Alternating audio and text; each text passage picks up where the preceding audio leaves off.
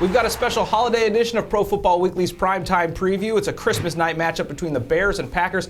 We've seen the Green Bay offense slow down a little bit in the last couple of weeks. Maybe not struggle, maybe not go that far, but it hasn't been as good. Is that something that's just a normal lull that happens throughout the season, or is it something the Bears can take advantage of? Well, I think specifically you can point to the drops in the first half of the Chiefs' loss, but also the offensive line play. It's been no secret. Marshall Newhouse, the struggle left tackle. They had the injuries to Sherrod and Balaga. Neither one of those guys are going to be playing in this game. So you got Evan Dietrich Smith at left guard. You got TJ Lane kicking out to right guard. A lot of switches. Aaron Rodgers is going to have to get rid of the ball even quicker than he has to this point in the season. That's been pretty fast most of the time. Yeah, the matchup to watch, I think, is Newhouse against Julius Peppers. I know Peppers can move around to other spots on the defensive line at times, but I think the Bears are really going to want to get him matched up one-on-one there if they can. I'm sure the Packers will be looking to send help to his side against a player of Peppers' ability. But Tamba Ali absolutely dominated that matchup last week. Got 3 sacks on Rodgers, matching up against Newhouse. I think Peppers could have a similar day.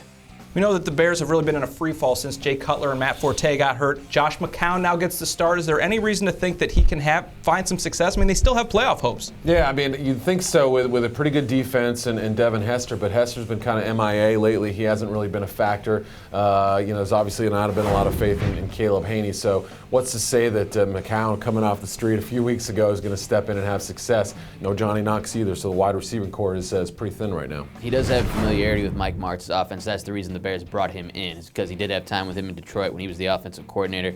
He should know what he's doing. He's a veteran guy who's had, I think, 31 starts in his career.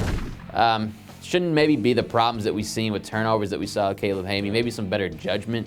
Could that keep the Bears more in this game than they've been in some other ones? I think there's a chance, but I really wanted to see Ricky Nathan Enderle get out there. I think it's time for the Bears to see what they have in him.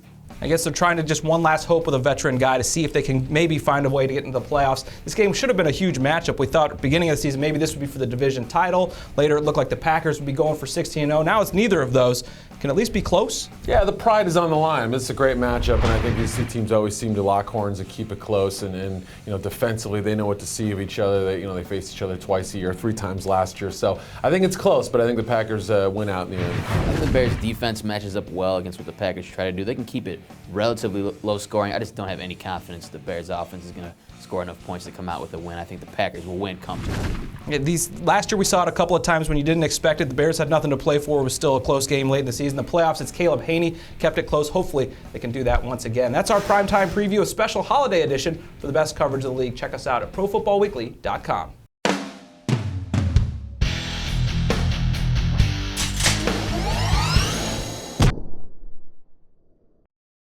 It's never too early to start thinking about the NFL Draft, and Pro Football Weekly's new draft database has you covered.